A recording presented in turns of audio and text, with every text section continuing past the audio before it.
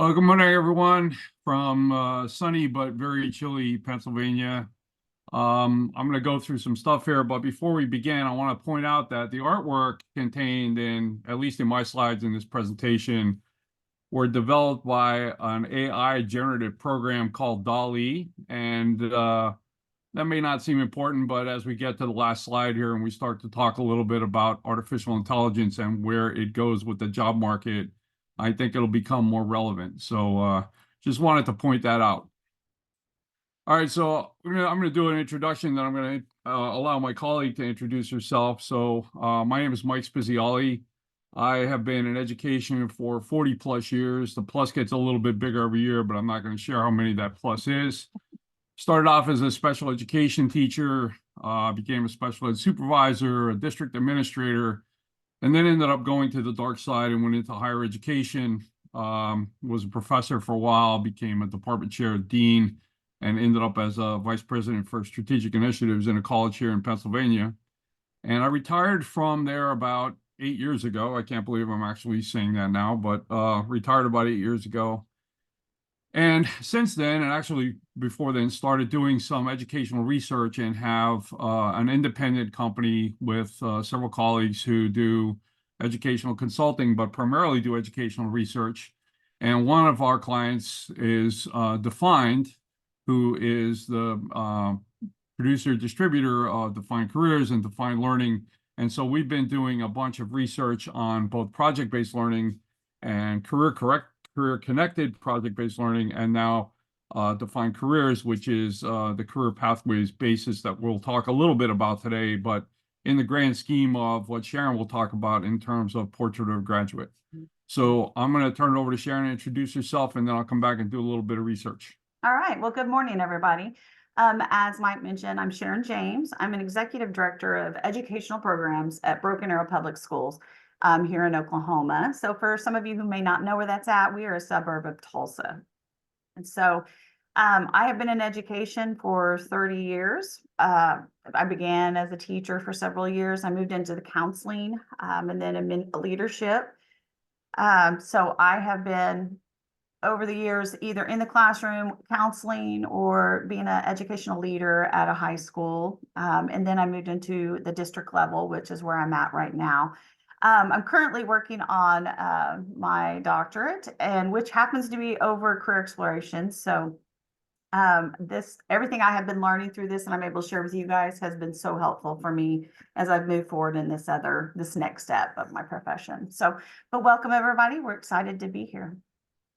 Yeah, and Sharon, we should have put at least a D in front of your name because I know you're really close to finishing. So, and halfway to the R at least, right? So, thanks. All right. So I'm going to kick this off. And my role as the opening act to Sharon, because I can never follow her for sure, is to kind of share some of the research that's foundational to career exploration and to development of a Portrait of a Graduate.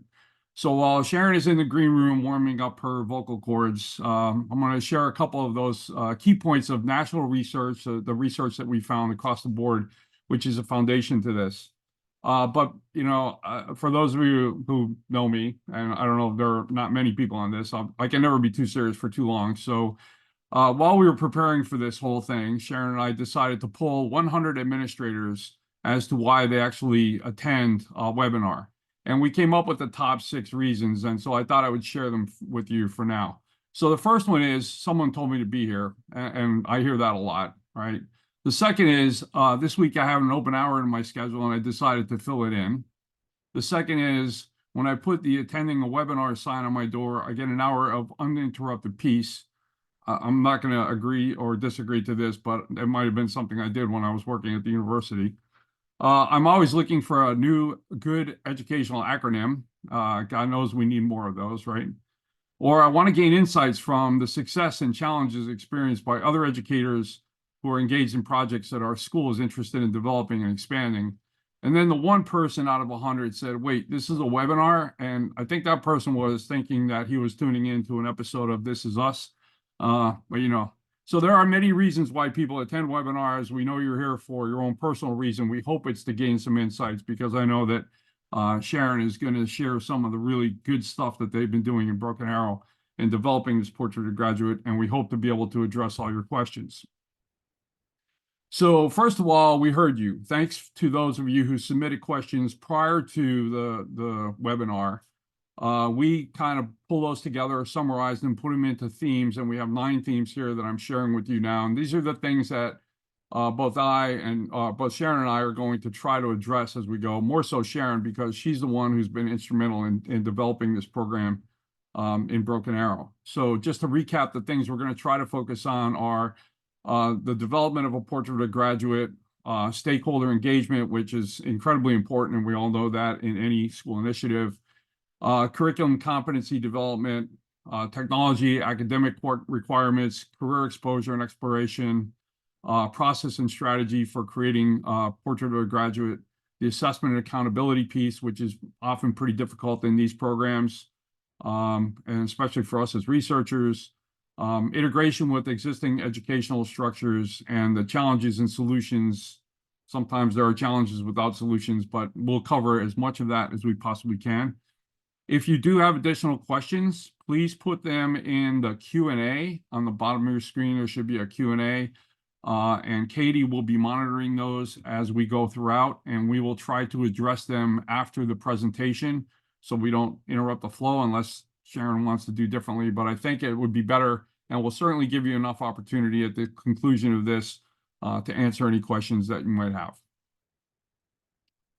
So what does the research say? And this is the national research that I'm pulling in from a variety of sources, one of which, and the primary source I use, is the National Association for Colleges and Employers. Okay, so what is the research telling us? I don't think this is going to be news for anybody. I think you guys all probably understand that these are critical skills. So we're looking at this slide. You're looking at the blocks in the wall, and the blocks in the wall are skills like teamwork, collaboration, critical thinking, interpersonal skills, academic success, leadership, those kinds of things that seem to bubble to the top whenever you talk to employers as skills that are very much desired by them. So all of those personal attributes roll up into a set of skills, competencies, traits, and knowledge that are the most sought after skills and attributes of employers in a national market. Career exploration then is the keystone, and pardon the metaphor, I live in Pennsylvania and we are the Keystone State. So career exploration is the keystone that supports a workforce that meets these expectations, as we'll see as we go through Sharon's presentation. What else does it do? It creates a relevance to students' future goals. It answers the age-old question that we all know is, why am I studying this? Why do I have to learn this? And if you give kids a context for it, it helps motivate students. And over time, there have been studies that show it improves student attendance, student engagement, student performance, and all that. And so let's move on to the gaps that are existing now, right? So when we look at current readiness efforts nationally, and we look at what employers perceive as gaps in what education is producing, or what students are coming to them with, the skills that there are gaps. And so I'm going to go through a couple of those, right? So the first one is skills misalignment. And here's a depiction, another Dali picture, but I added a little sign to it, right? So my question is, would you be the first one to drive over this bridge? You know, the warning sign says the bridge was designed by an engineer with a D+ average in high school math. Probably why I didn't become an engineer, because that was, well, maybe I didn't have a D+. I might not have gotten that high in math in high school, but I was interested in becoming an engineer. So that was a huge skill misalignment. Studies suggest that there's a significant disconnect between the skills that we teach in schools. And now, when I say schools, I'm not only talking K-12, I'm talking college as well. So undergraduate programs, and I'll kind of touch on that in a little bit. But the study suggests that there's a significant disconnect between the skills that we teach and those that are demanded by the modern workplace. Next gap is a limited work skills or work-based learning environment, where we are lacking in the opportunities or lacking in the ability to put kids in internships and apprenticeships, which are critical for success in a lot of careers. And we don't do a lot of that. And I think Sharon will touch upon some of that and how that's migrated itself into the program that they currently have. Another gap is soft skills development. And whether you call them soft skills, durable skills, whatever it might be, we know that there are skills like adaptability and teamwork and problem solving that employers are looking for as one of the most critical things, or several of the most critical attributes that employees come to them with. Equity and access disparities. Obviously, you know that in education, there are a lot of equity and access gaps, right? There are gaps between socioeconomic, racial, ethnic backgrounds that impact students' career prospects, and we have to be mindful of those as well. Inadequate career guidance. I'll reflect back to my experience as a student in high school. My guidance counselor told me that I was not college material. I probably should have listened to that. But when I did get my doctoral degree, I sent her a copy of it, anonymously, of course, but nonetheless, it was poor counseling. And what's happening now is that our counselors have more and more duties that they're responsible for, right? Because schools have more and more mandates that we have to meet, and the guidance counselors seem like the most appropriate people to deliver some of those mandates. So we add more and more to their plate. And in addition, we don't provide them with the quality resources that they need to be able to access the myriad of careers that are out there now. So, and we're going to touch upon some of those careers in just a second. The rapidly evolving job market. Well, we're going to touch on jobs that exist, don't exist, and all those things in a second, but the educational systems are for sure struggling to adapt to the fast pace of technological change. And we talked about DALL-E and artificial intelligence early on, and certainly that's an indicator as we continue to grow the job market. And then we have a narrow focus, and this is traditional, and I don't know how much it is in existence now, but there is a perception that it still exists. And it's a narrow focus on four-year college degrees, right? Like we push kids in education to go to college. I think we're starting to recognize that, college is not the end all be all for students, that there are other opportunities, and there are really high paying jobs and a lot of opportunity for great success beyond high school without going to a four-year college. So I'm going to relate something that I encountered because I do work with higher education as well. And so there have been surveys and a report in U.S. News and World Report not that long ago that suggested that BC, and this is the new BC, so it's before COVID, colleges were expected to be the gatekeepers for all the skills we've talked about, the teamwork and collaboration, communication, all those things. So employers looked at students who were graduating from college as kind of de facto that they were going to have those skills. All right, so now we hit headlong into a pandemic. The world shuts down, and now we have to get back into business. And there was a shortage of workers. There was a shortage of people that wanted to go back to work. There was all this trepidation on their part, and so it was hard to find employees. So what did employers do? They started to look toward other markets for employees, and they started to look at high school graduates and tech school graduates and those other alternative preparation methods. And what they found is that the skill set that they had was exactly the same skill set as most college students had. So that that eliminated the myth, if you will, that colleges were the gateway to those skills. And so employers are now starting to tap into those other markets. So I think it's critically important to look at how we train kids to be future ready beyond high school and looking at all kinds of opportunities for training and all levels of a career pathway, not only four-year colleges. All right, and then the last gap is the technology integration in education, right? So this is a case of fiction becomes reality, and as you watch these slides, and we go from the Jetsons to flying cars and those kinds of things. And so there is this perception that we as educators, especially in the K-12 environment, are not keeping pace with preparing kids for technology. And it's a really hard thing to do, right? My degree, my doctoral degree is in educational technology. And I would be the first one to tell you that staying abreast of technology is expensive. It requires a tremendous amount of professional development, and it's hard to do, right? And it's something that as schools, we've had difficulty with over the years. So here are the job prospects. I want to share these. So again, you know that I'm 40 plus years into this, so I'm pretty old. So when I was a kid growing up, right, we only had a couple of real career paths that were available to us, right? Either we were going to be a doctor or a lawyer, or teacher, or firefighter, or police, right? That was pretty much it. Then come along to today and advance to present day. These are some of the jobs that are in existence that are kind of really unique, like video game designers, backpack designers, coffee buyers. I mean, you think about some really unique perspectives here. These are careers that exist right now, and they are component parts of the defined careers exploration module, which we'll talk about in a second, but also part of the cornerstone of what Sharon's going to talk about. So these are jobs in the green box. These are jobs that did not exist 5 years ago or older, right? So they're 5 years or new, either new jobs or very much enhanced jobs. So take a look at some of these, like artificial intelligence ethics officer. Who thought we would need that, right? How about chatbot prompt writer? So you guys, if you use Chat GPT or use some of the other AI generative software, how about this?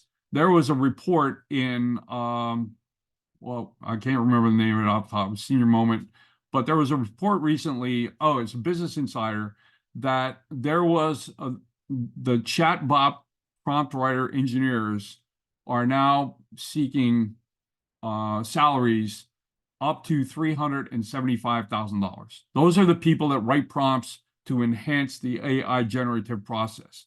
That is certainly a career that didn't exist 5 years ago, right?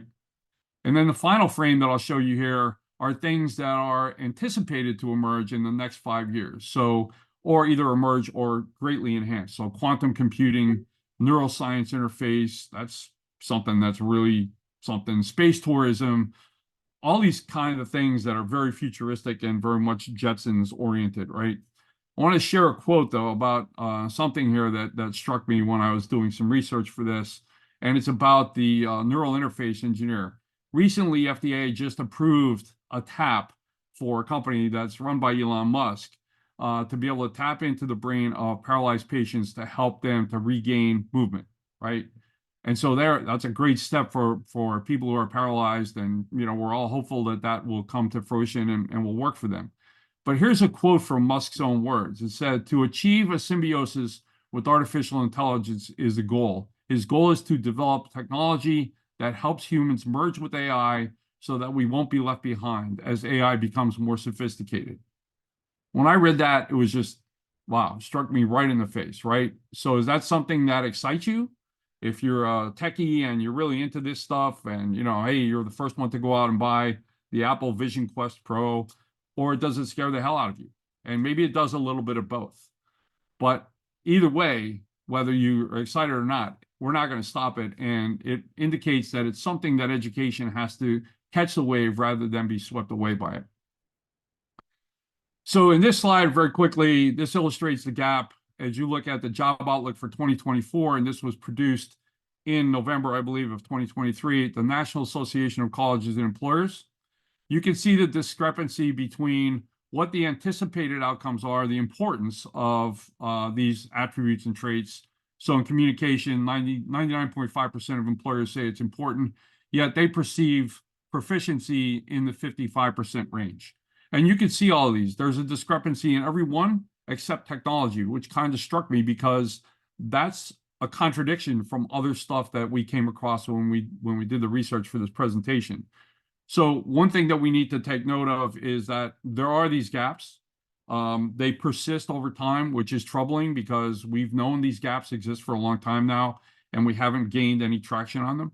And the other thing I point out is that technology, even though in this report suggests that we're outpacing it, we need to keep a close eye on it because there's some inconsistencies there.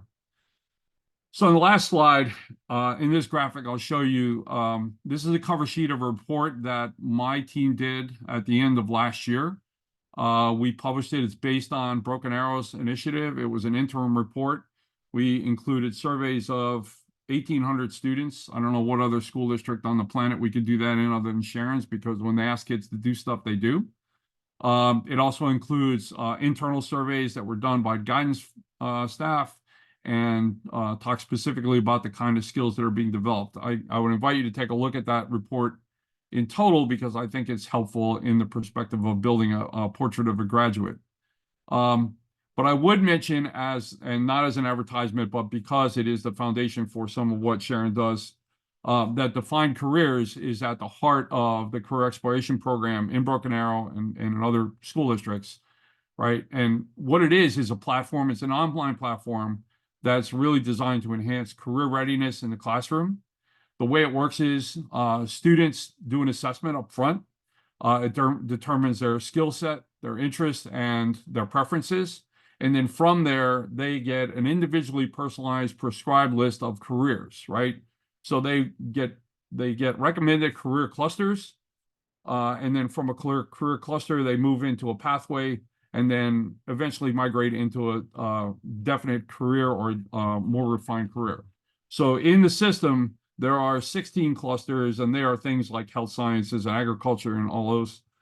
There are pathways. So if you follow the health sciences as a cluster and you move into a pathway, you might find something like therapeutic services, and there are 79 of those. And then there are 600 plus careers within those pathways.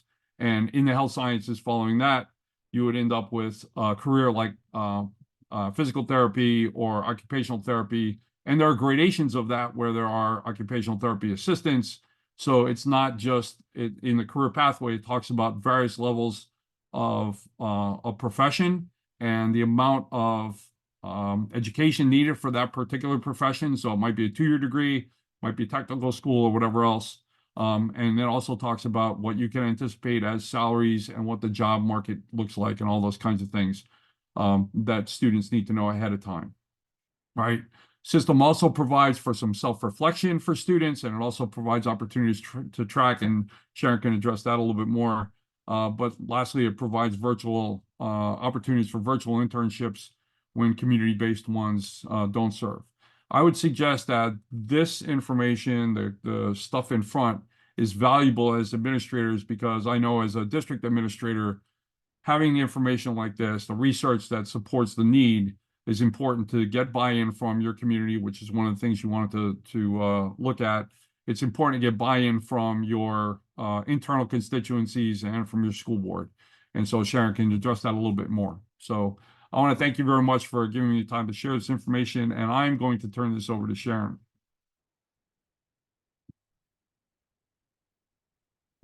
All right, thank you, Mike. I appreciate that. I do, what I love about what he shared with you is the information we needed and we were looking at. Our district as a whole had began to look at our strategic plan for the future.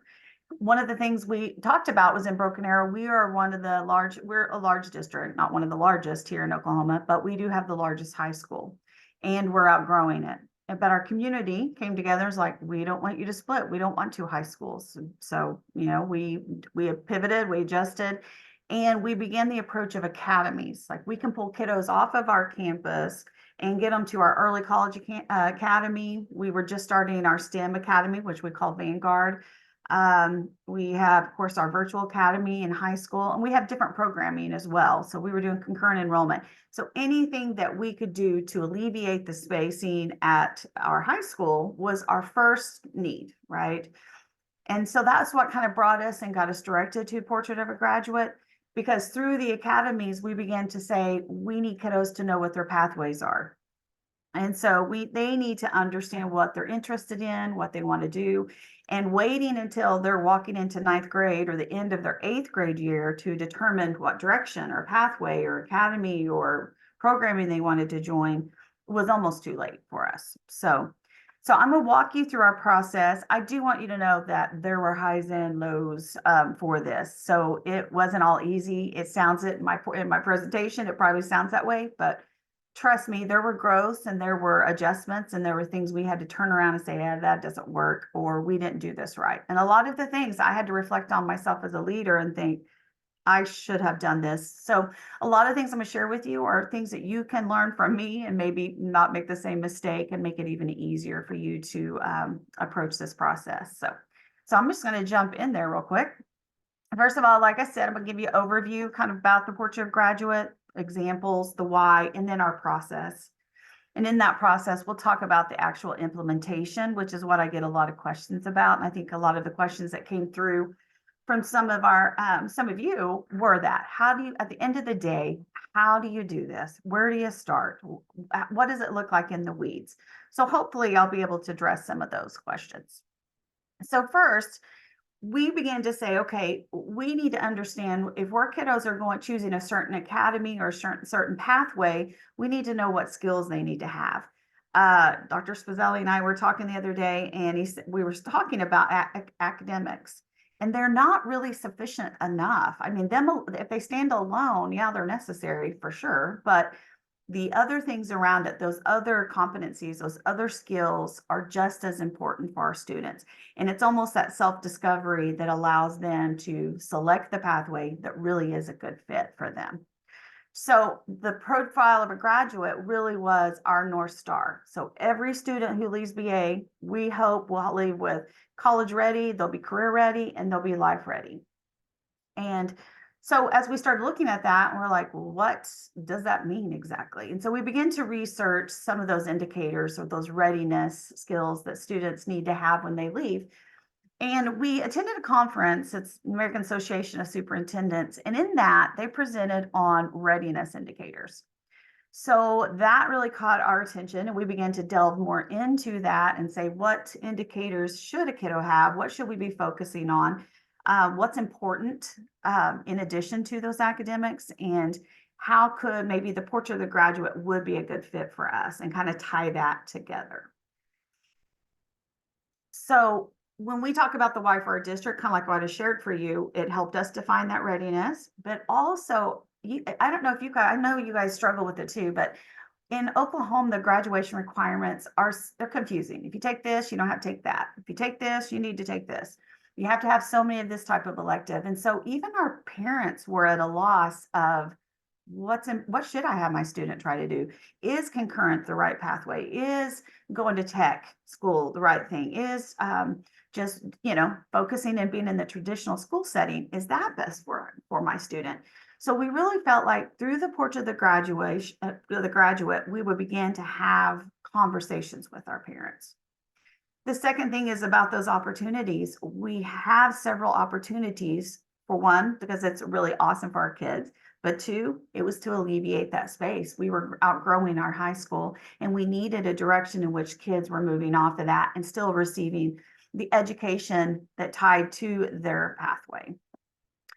One of the things too, it reinforced our ICAP. I'm sure every state, most of you guys have something that you have to have for that individualized career academic plan. So the requirements for us, beginning in the 6th grade, what students had to do, the entrance inventory, which Mike alluded to when he talked about undefined careers.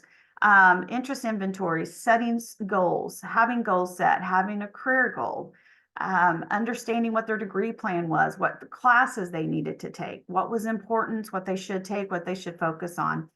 And so it helped us kind of bring that together under one umbrella, so to speak. So again, the portrait of what we want our kids to have is this. We want them to have those interests and know what they want to do. We want them to have their goals set so they understand the direction or what academy they need to take. But then also just ensure that it's a good fit for all of our students, right? That they leave successful.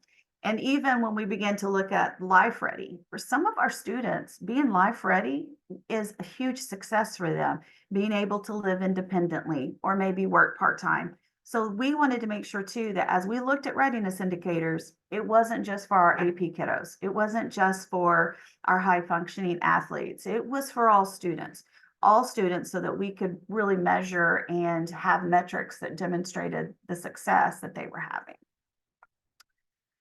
So first of all, we were like, okay, great.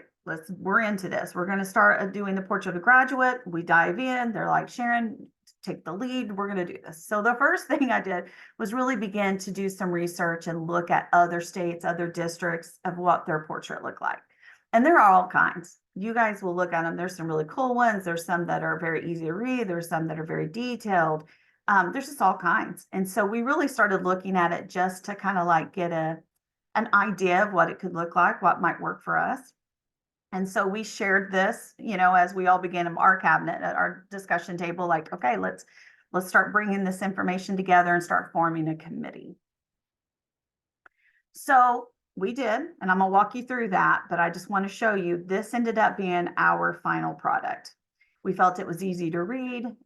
It displayed what it needed to, and it really focused on the graduate. So for us, this ended up being our final product, but I'm going to share with you now kind of what we had to do to get to this piece.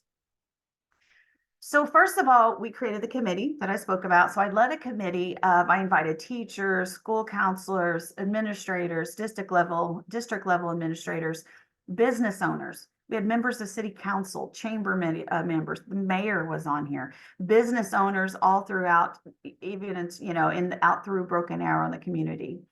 So we brought them together and we met, like, it took us 3 or 4 times to meet, I think 4 at most. Now, one of the things we had to do was we had to do it after hours. So we would do it from like 5:30 to 7, or 5 to 6:30. And we fed them dinner. We got a sponsor to help do that so that these business individuals who are working a long day till 4 or 5 could still come and participate, grab a snack, and be able to focus and work and contribute to the development of this. So the next step is, you guys realize when I go out and visit with partners about internship, they're like, I need this, this is what I'm looking for.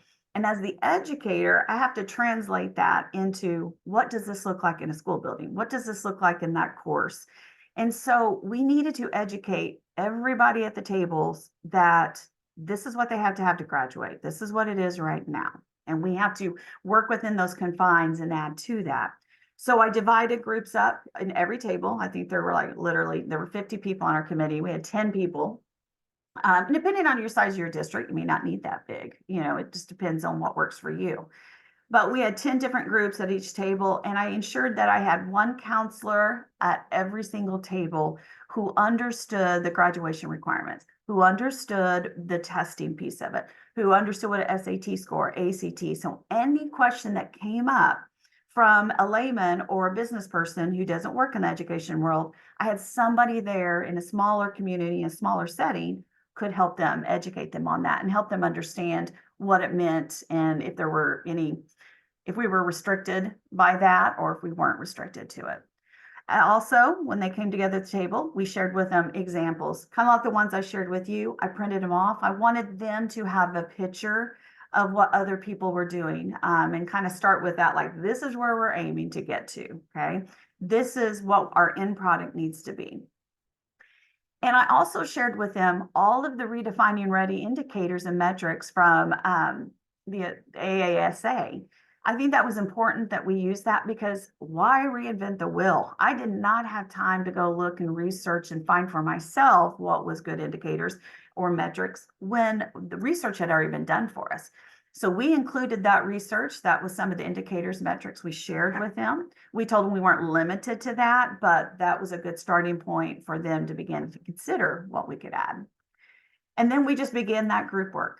Okay, so at the group work, as I said, they had their materials, they reviewed metrics, they determined and then began to reach a consensus. So they took, the first 2 meetings was understanding everything, what it looks like. The third time was, now what, if you could create your own portrait of graduate at your table, what things do you feel are important? And so each one started with their own personal POG. And then we just continued to hone it down. You know what I mean? We voted on them.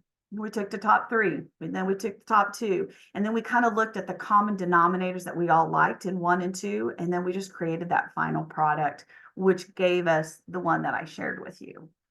So that's how we got to it. And I'll tell you this, we did it right the year of 2020, and we were about to roll this out through our chamber and with businesses, and everything shut down. So we were delayed 2 or 3, really a couple of years before we were able to move into the implementation and really get our feet back under us and start making that move towards this. So I got a lot of questions about implementation. So I'm going to walk through this. And again, you can ask me questions here in a bit. I can elaborate, but I'm just going to give you a brief overview of what it looked like. First thing we had to do was create some type of find a program that could support us. For us, Define Careers was a great fit. They worked with us.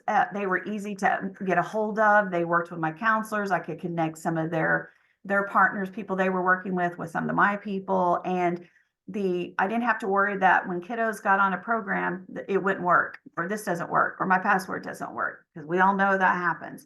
And so that was exciting about finding this Defined Careers who worked so well with us. So they helped create a dashboard for us for our Portrait of the Graduate. So within that dashboard, our kids are doing their interest inventories that's required. They're writing out their goals.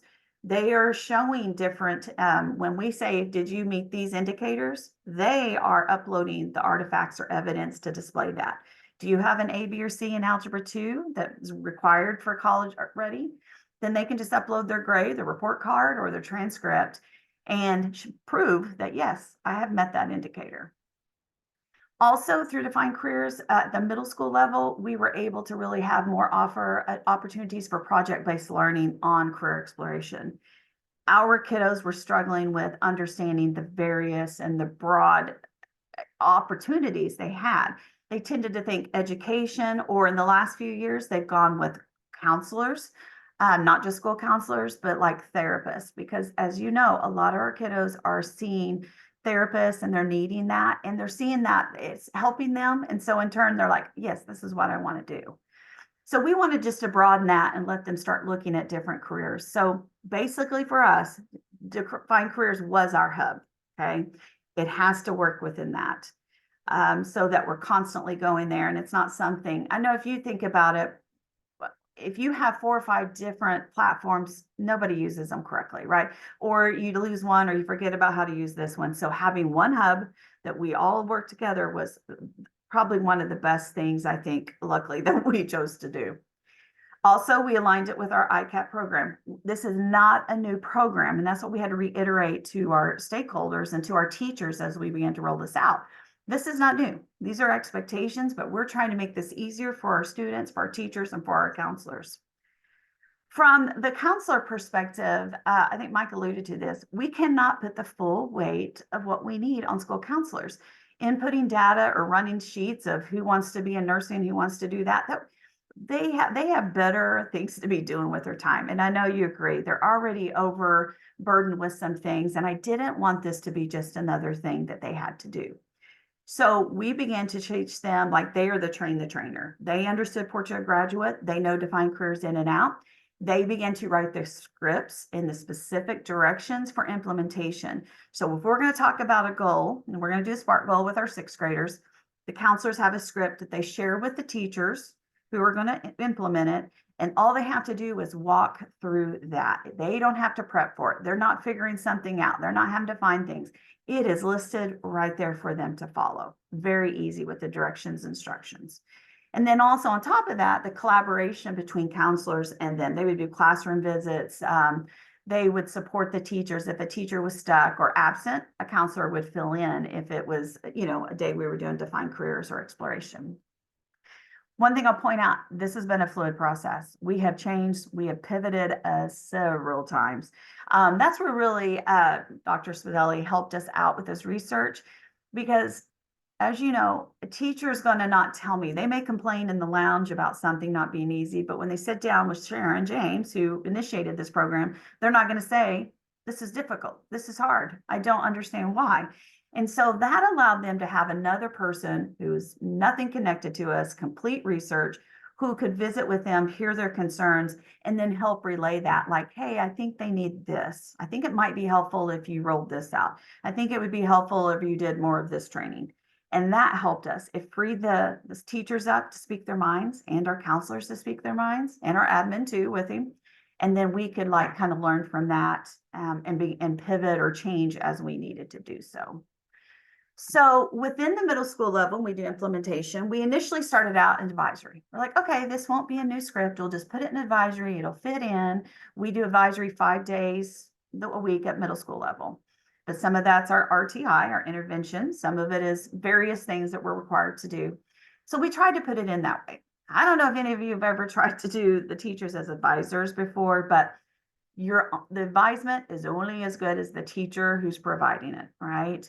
what we ended up having was this inequitable participation and buy-in from teachers. So some teachers were like all in, they're buying in, they're doing it, providing time, they're excited, they're researching things with their kids. And then you have the other end of the spectrum where somebody's like, why is this my job? Why don't we give this to high school? They need to be working on that. And those are like, I have enough on my plate. And plus, I know like you guys struggling to just to find teachers. We have a shortage. And so we're constantly losing people and hiring new people. So then they lost the why we even do this step of the process. And then we're having to retrain and trying to be intentional about that. So we did the advisory for a while, did not work because of the inequity. So what we did was we moved to the implementation through a core area. For most of the middle schools, we have 5 middle schools. Most of them do social studies. Those teachers bought in. They felt it was a good fit for them. So we began to go through that. That minimized the number of teachers we're training. It's providing more equity of delivery for our students, and it's easier for our counselors to help monitor and support. And then through 6th through 8th grade, every year they're doing 2 career projects through defined careers so that at the end of 8th grade, they've explored at least 8 careers in depth. Okay. There may be other things they can do. We have career fairs, things like that, but at least they had saw 8 different things. They worked with it. They did a project-based learning activity with them, and they were able to have that, that understanding of those opportunities. High school, we did the advisory period. Again, we're doing defined careers or interest inventories. We also are implementing Common App this year. We didn't add it this year because we got a late start on it, but we're adding that this coming year. Also, all of our internship opportunities are placed in defined careers at that point right there. But also what I love is defined careers has brought on some virtual internships. I don't know about you, but when I'm working to go, I'll work so hard to get a program with a partner and come in, they're like, I'll take 2 students. And you're like, okay, great. Well, I've only got 1,500 kids who need some type of work-based learning opportunity. So, a lot of times internships are great with those partners, but they themselves can't afford to either take on that many interns legally. They're frightened, or they need them to be 18. Well, so many of our kids are going to be 18 by the beginning of their senior year. So that became a struggle.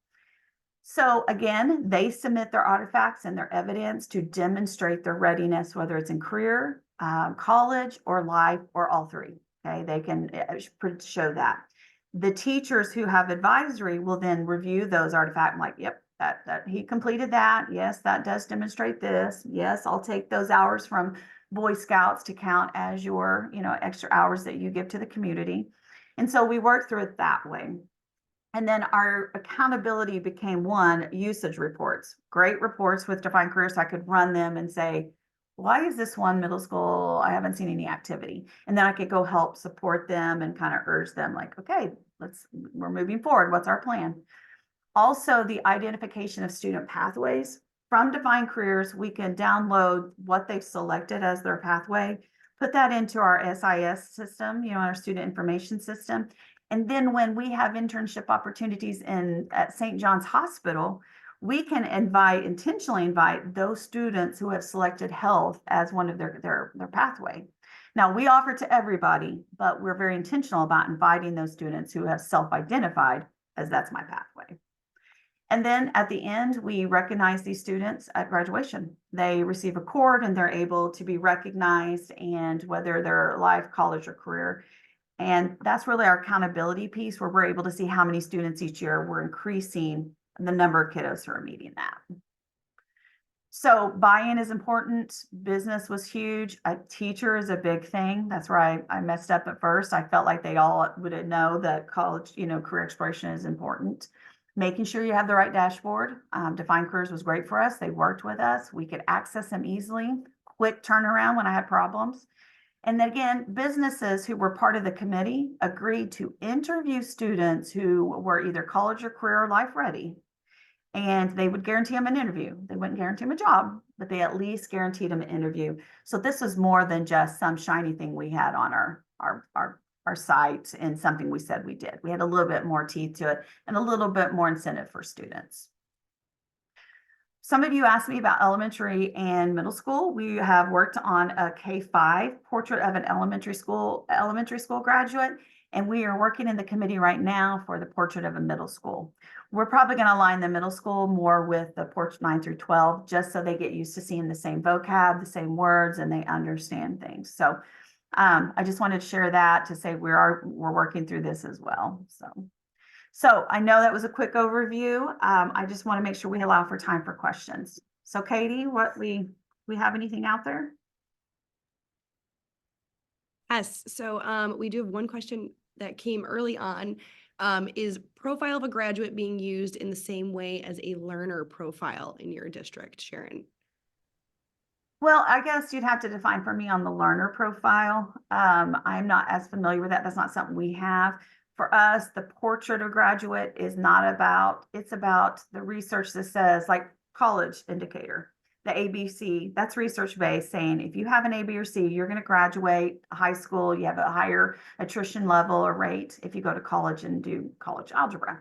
So it's not as like learner academic piece, but more, just overview of each student saying what skills or competencies have we met. I don't know if that answers it or not, but.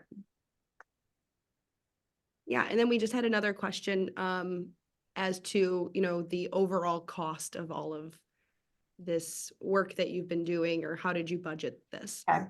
The only thing we really had to budget for was to purchase Defined Careers, that program, which we had been working on a different program, another program. So, and this one was a lot more affordable for us, actually.